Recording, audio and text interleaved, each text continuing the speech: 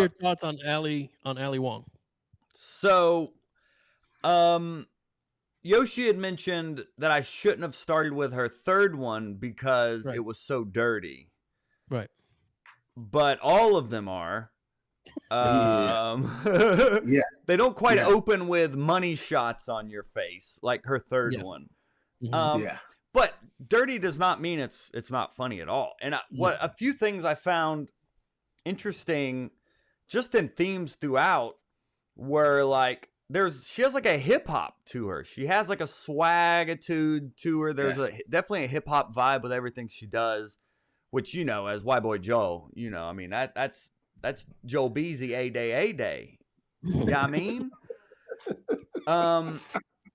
she also, like, I know we're talking about her final special, but I hadn't seen any of them. So it's like, there's like a connection to each one, and she kind of references things from the first into the next and whatnot, which I think is an interesting thing that comedians could think about in their own comedy specials. Like Mikey Winfield has a few specials, and we had him on the podcast, and he was talking about how he did make it like each one is like a chapter in his life that leads into the next. So that could be a way to do specials. I know people in like the UK, they do more specials that are theme based, and it's like, I'm just doing a special about my dad or something, and they just do a singular focus. In America, it's kind of like a free for all, you know. But if you can create kind of a story arc between each comedy special, I think there's an opportunity to create lifelong fans that make it also more shareable. But overall, I mean, she's hilarious, and her physicality is something I didn't. When I tried to watch the third one with my wife the first time, I was just blown away by the first 20 seconds. There was a money shot joke, and I was just like, oh boy. But when you actually get into it, her performance and her facial expressions and how long she holds them, like, it's another level. So I'm very glad that you guys pushed me to watch all of them so we could do this breakdown, because her especially her facial expressions and how she holds stuff. And she's like physically smaller, but she fills up that entire stage with her performance. Yeah. That's a good breakdown. I mean, I think in watching the first special, I watched the third one again. Like the storytelling of her life and how she does bring it back to like the first thing, I thought was one of the best things I've ever seen like a comedian do, because you watch her struggle through realizing who she now is as this mega superstar, which I thought was like just dope. So you're actually watching someone talk about the struggle of becoming this thing that they didn't want to be necessarily, but now that they are, and they've come to grips with it. So that was like, it's kind of meta, but it's like, I love watching it on as tags and jokes and all these other things. And like, just in each of her special, her closers, I think, have been like phenomenal. Like they're just so well crafted because they bring in everything that was said before in the set. So her closers have like these amazing callback ability. I don't even know if that's a word. We'll just trademark that. But her callback ability is amazing. Yeah, I don't know if you heard the beginning of the show. Joel named a whole new city that doesn't exist.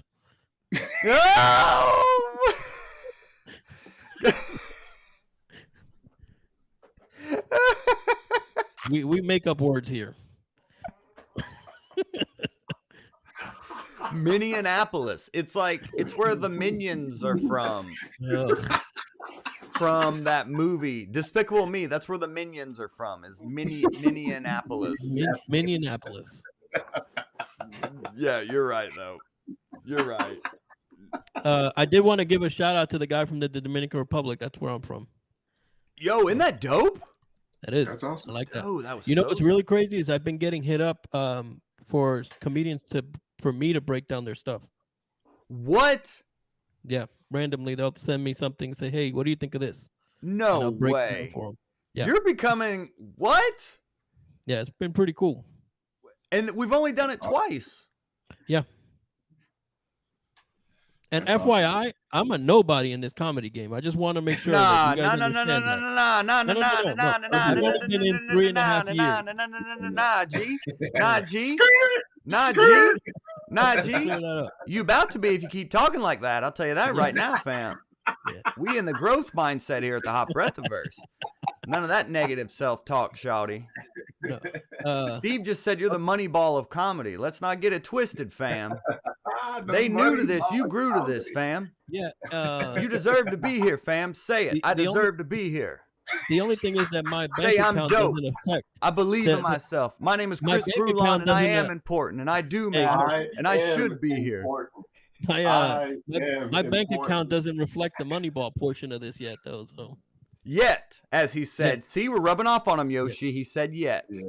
Yeah. no. Yeah. One thing I liked about the Ali Wong special, and newer comedians should study this, is the stage presence. Mm. That stage was huge, Yep. and she owned it like it was a Oh. small venue. Yeah. And you could tell even by the way she was walking around, just her confidence, like it was through the roof. And I really enjoyed it. I liked her presence, her facial expressions, selling the joke. What now? This is what I wanted to ask you guys.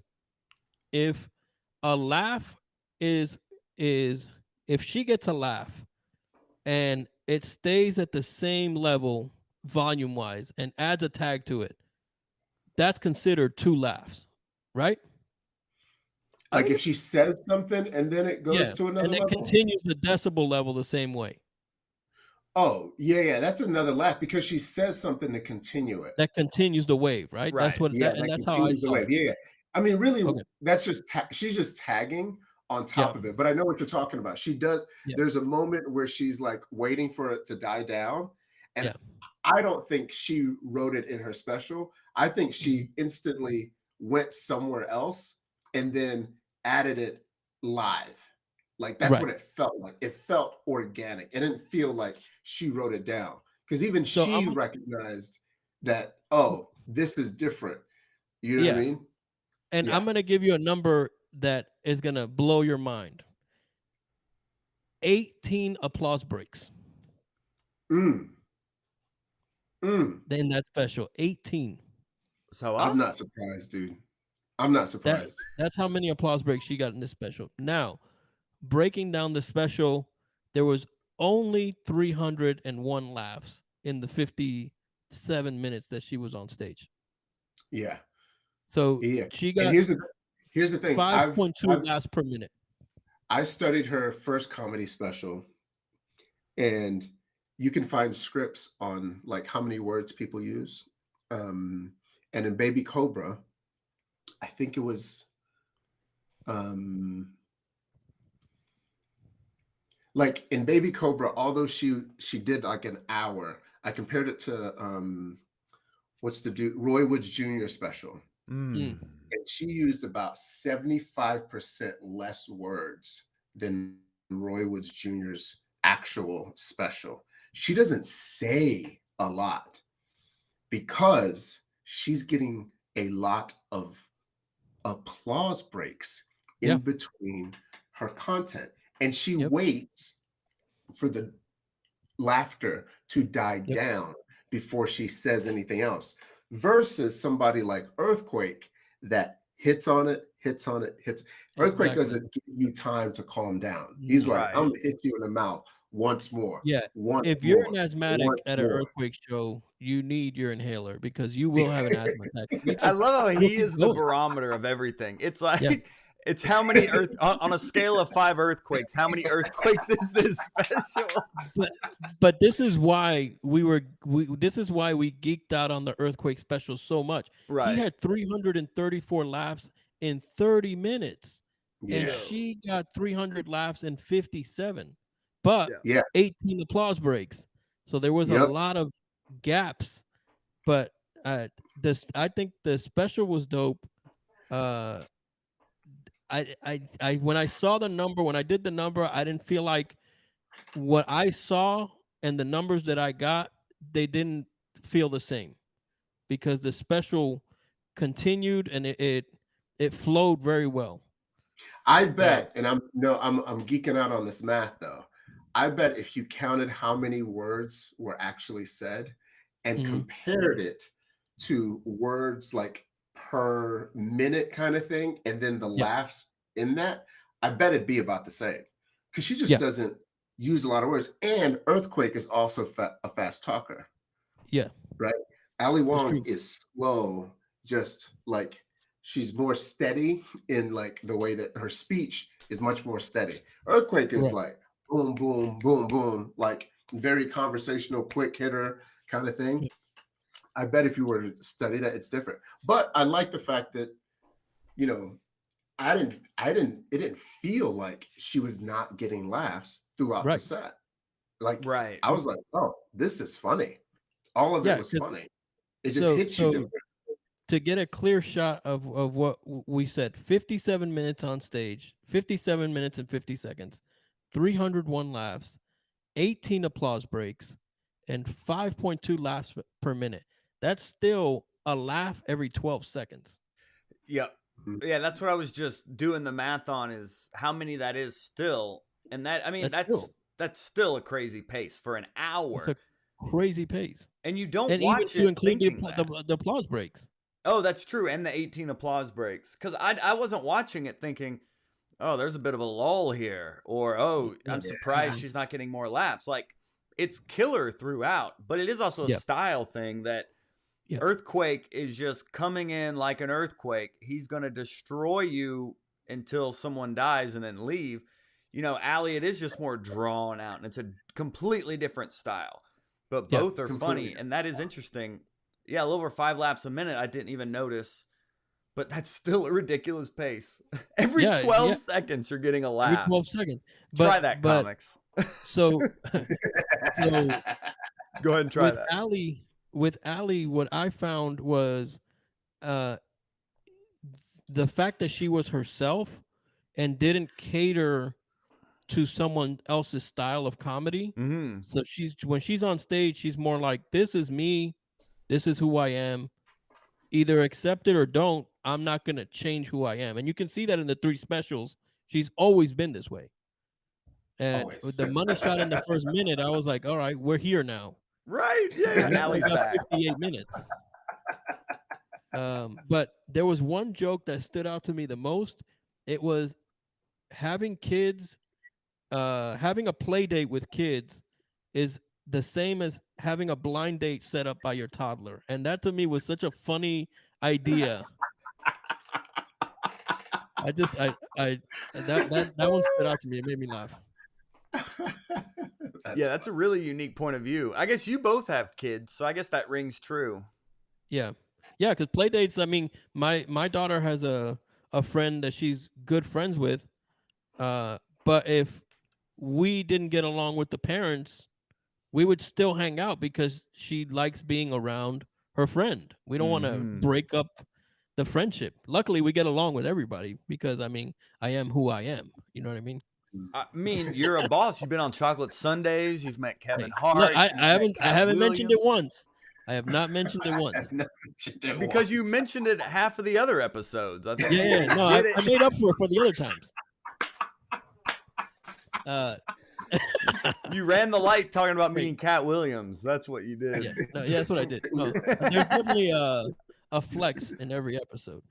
I'm gonna grab some water real quick. Nah, you good, Shouty. Yeah, you good. And it looks like Shorts for Change said James Acaster's repertoire is the pinnacle of this. I think maybe the thematics of a comedy special. Mm-hmm. I haven't watched any of his. Have you guys watched any James Acaster? Hey, Joe. What? Woo! Look at you, boy. I don't know if you guys can see that. Gang. Look at you, boy. Looks like a Hot Breath Water commercial. Hold on. It's a small flex for the promo for the group here. Yeah. I love that. How funny. I don't have anything. Yoshi, we're just My glad your bad. internet's working today. Don't worry about. I was telling Joe, it looked like your internet was from Kosovo last week. You froze like crazy. My guy spliced it from his neighbor. That's what he's doing out there. Yeah, you don't know about these Fortnite kids. They using up Yeah. all Oh the yeah. stream. Like, That stream, dude, like, when they take up the you stream, can't man, have it's no joke. it's no joke. Like I'm like, oh yeah, kids, get off the internet so daddy can work. Yeah. Should there be? So we wanted to use these breakdowns as a way to uplift people and such. But do we have any? Like, is there a way to like grade these? Not grade, but like give us what does Hot Breath say about Ali Wong's special? Do we have like criteria Okay. if So we're gonna keep this doing is this?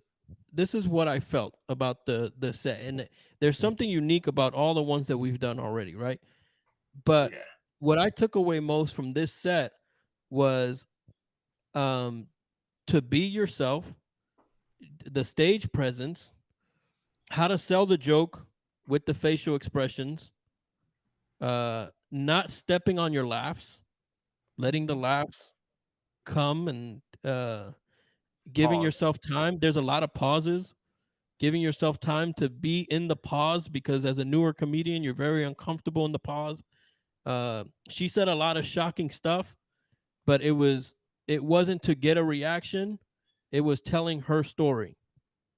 Whereas a newer comedian will just say shocking stuff just to say shocking things, just to get a reaction. And she's a good storyteller, and I Amazing. feel I Mhm. feel if you're gonna learn something from Ali Wong, the joke writing and storytelling, the stage presence, and the fact that she was engaged with the audience throughout. Like, you can tell that she was looking directly at people. She wasn't um, uncomfortable in her set in any way. So yeah, that's what, if we were to continue doing that, that's what I do with these sets. I take the personal parts of it, and that's what I take away from it. Earthquake was a great stage presence, but he was also a great tagger. He did a lot of storytelling, but he Mhm. picked up all his laughs at the end of the punchline with a ton of tags. Taylor Tomlinson was very personal with her battle with therapy, depression, bipolar, very personal stories. Ali Wong was more about the stage presence. She had an aura about her, the facial expressions, what I noticed was that she would do something where she would like give it that pause and then hit you with the punchline, and it gave it that bigger, that that that well, I think it was you that taught me this, Joe, where you wait for the tension and then you pop it with the punchline, but that punchline has to pay off. Yeah. Mm. And Yeah. she Yeah. paid it Yeah. off in that set for sure. Yeah, it's like the longer you go between laughs, like picture like a balloon filling up. Yep. So the longer you go between a laugh, the bigger that laugh better be at the end of that silence. So Right. Mhm. yeah, and Allie does a great job of that, and I agree. I think it's so fun. Her physicality is the big thing I took away. Just Yep. even like lifting up her dress. I mean, she just commits Yeah. 100% to what she's talking about. She just commits and delivers.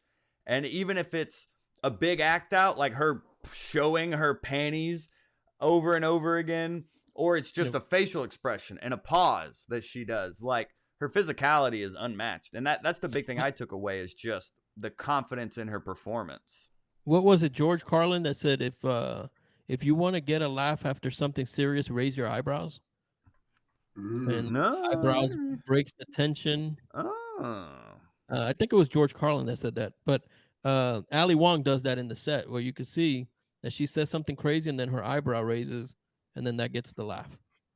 And Yep. another thing that stood out was that she wore glasses, and I was always told never to cover your face with a hat, with glasses, because then you hide the expressions, and it could be a problem selling the joke. And Ralphie May does this in his YouTube master class that he has out. where he Yeah. talks about all that stuff. Yeah. I was trying to think. I was reading the comments here. But yeah, I know glasses. I don't know glasses as much, but definitely like hats can cast a shadow and such. Yeah, hats can Uh, cast a shadow. I was thinking also in sort of the breakdown, her physicality in the way that she uses the entire stage, she definitely uses the stage more than the other two people. She Yes. went from left to right and was physical in all different spots. She also did something that I think Chris Rock does, is where she tells jokes to different sides of the room throughout her Yep. entire set.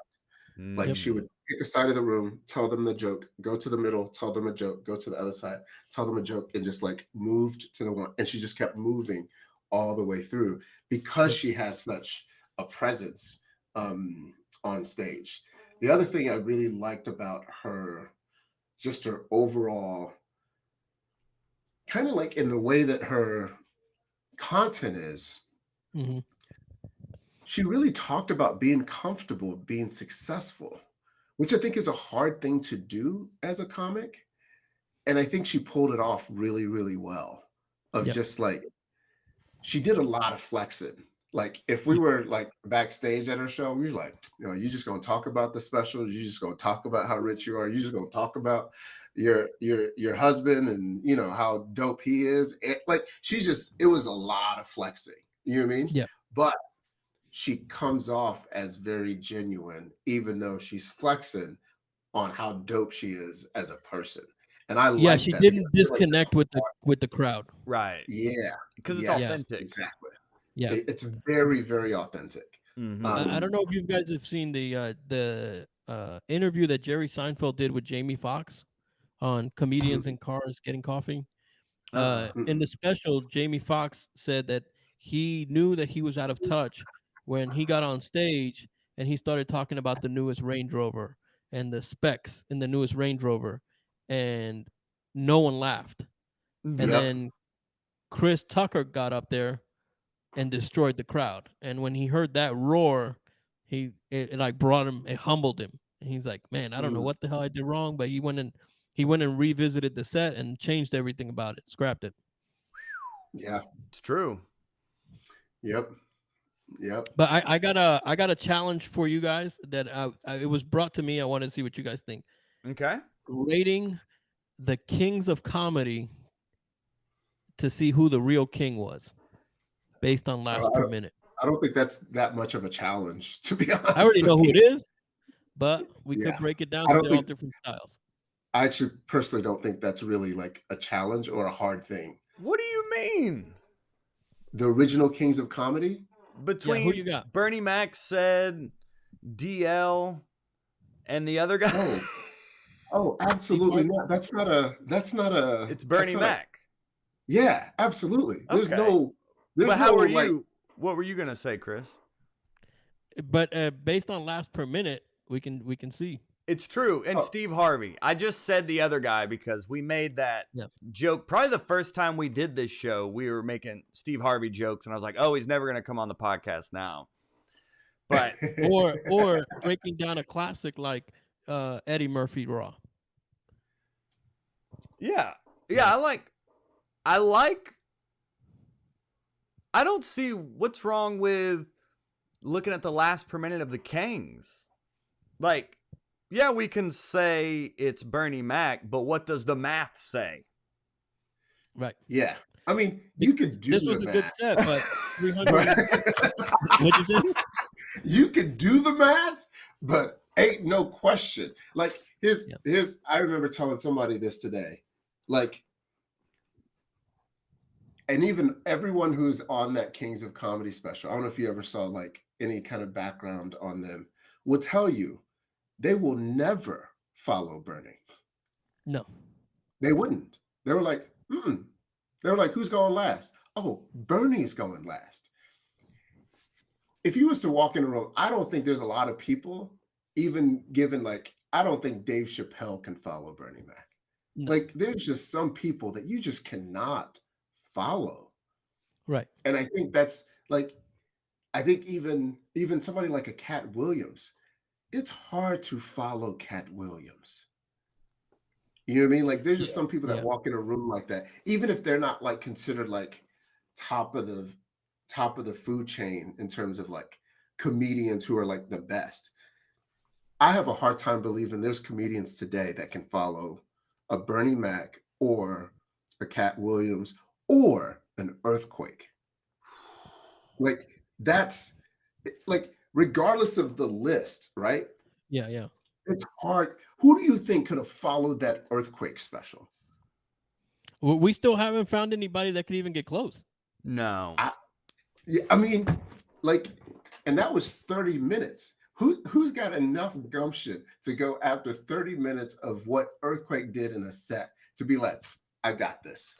There's not a lot Yeah. of people. But I don't hate the idea of like breaking down all the kings and then being able to rank them like based on who got laughs per minute. I like that as a thing. That's not bad. I mean, I'm just saying you can do the math, but there's no doubt who the king of comedy is.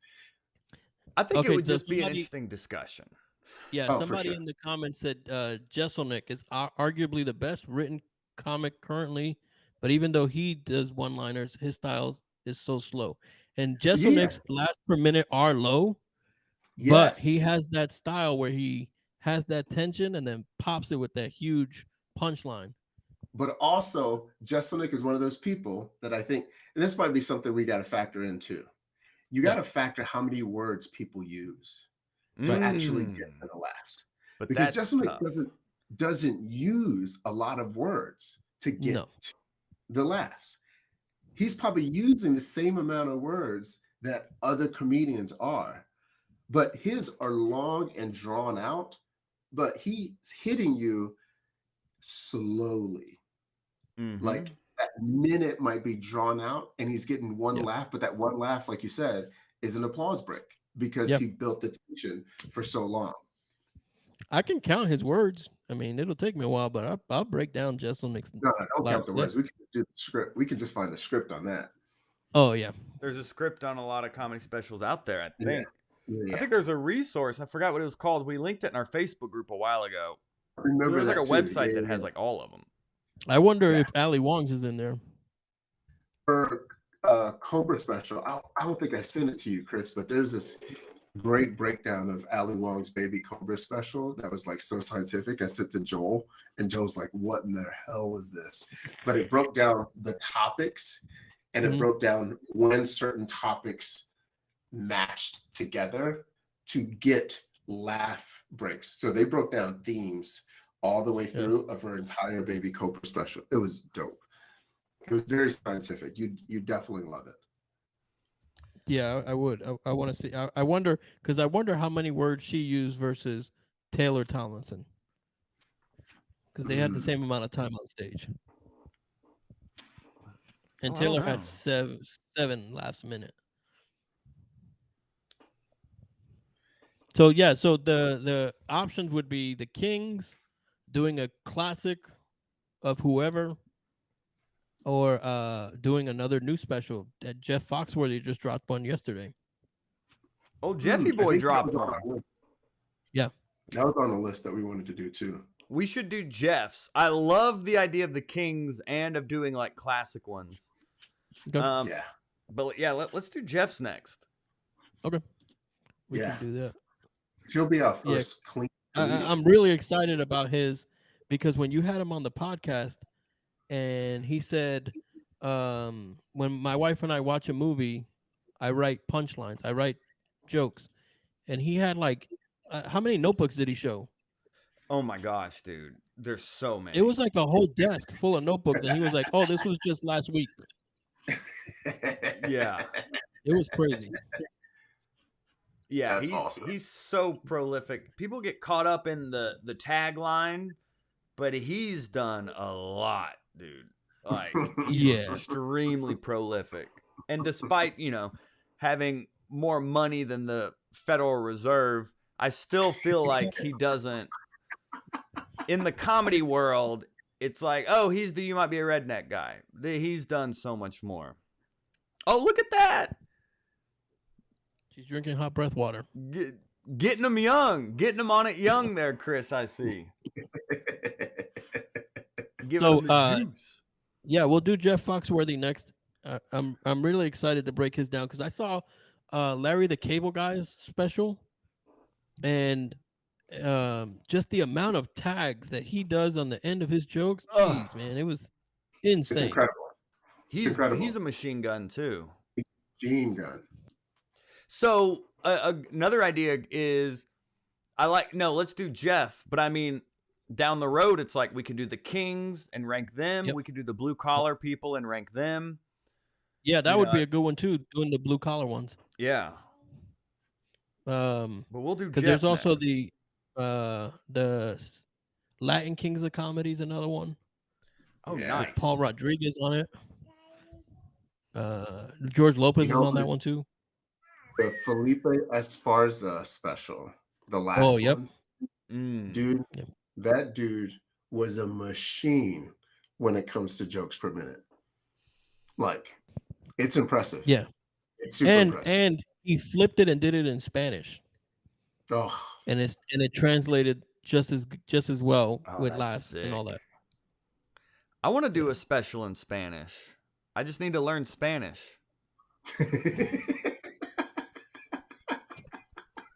Seems easy enough. That seems más o menos. Sí, es muy fácil, güey. Yeah, and just a word of advice. Yeah. Just a word of advice to newer comedians: don't take every gig. If you can't speak Spanish, don't take a gig in Spanish and try to do it. Don't do it. It's going to be really bad for you. Don't do it. Oh, dude, I did an all Spanish show. It was a midnight show, all Spanish, and 4 people showed up. So to bomb in a language I don't speak, in front of a room that holds like 200 people, had 4 people. It was very, very insightful. Humbling. How do you say humbling in Spanish? So the question is brought up: have we ever done a top 5 or 10 comics right now? No. We try to uplift everyone. We try not to. I think it's too difficult to do because that's all based on opinion. Like the lists get clicks. People saying top 10. Like whenever Variety drops a new list, people are like, "Oh my god, the comics to see." And I feel like Hot Breath could do that. But yeah, I like uplifting and like just giving people they flowers, as we say. Yeah. Yeah, and we're trying to keep Hot Breath alive. If you do a top 10, no one's going to want to do an interview with Joel because he never made the list. Yeah. Oh, top 5 comedians are Dylon. Exactly. Exactly. Yes. I love it. I love it. Awesome. Well, dude, good stuff, man. I'm not. Yeah. I think so I like the how one these are going. takeaway from this, the last per minute, we're doing as a gauge, but that doesn't mean that the special was bad or in any way. She's a killer on stage. I would hate to follow her. I would. 300 laughs. I just wouldn't follow her. I'd just be like, no, I'm good. That was great. I'm good. That was a great show. Yeah, I mean, after the money shot on the face, I'm going to talk about my kids. It's not going to work. How do you follow that? You can't. You can't. Yeah. So Jeff Foxworthy is next. Do Jeff Foxworthy next week. Nice. All right. Yeah, that one. I'm very excited about that one. And I love the discussion in the chat too. People talking about it. So thanks for hanging out, Hot Breathiverse. Yeah, this is dope. And I think you guys do the joke breakdown? Yeah, we're gonna do some joke breakdowns. Yeah, I saw some that need more than breakdowns. Yeah, Magdalena was having a bit of a moment there. She was like, "Wait, where are our joke feedbacks? This is cool, but what about us? What about us? No. It's all good. So, are you guys doing any shows this weekend Yes. in Minneapolis?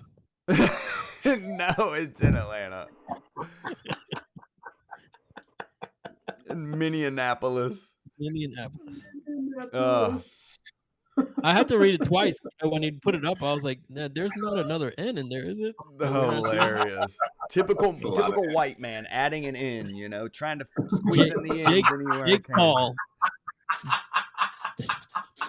I saw that guy call you Jake Paul. That was dude. that was a highlight. I've been called Michael Cera. I've taken a photo as Michael Cera. Oh, that was so funny. I was at the Laughing Skull. I saw Pete Holmes, who kills, and then someone came up to me afterwards. They're like, "Oh my gosh, can I have a picture?" And I mean, you know, I'm a comedian. I was like, "Well, of course, I'm a famous comedian."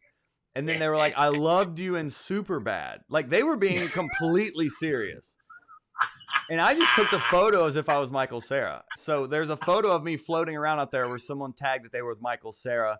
And then all their friends are like, maybe like the Android version of Michael Cera. I don't think that's the 4K version. My daughter called me a potato with eyebrows. So I guess to her I look like, and she's not wrong. She's not wrong. But I guess I look like Mr. Potato Head to her. So. Oh my gosh, that's hilarious. But yeah. Anyway, we'll talk next week. I'll have this ready, and we'll chat it up. My man, good stuff there, Chris. Appreciate you, buddy. See you guys. Thank you, brother. Peace.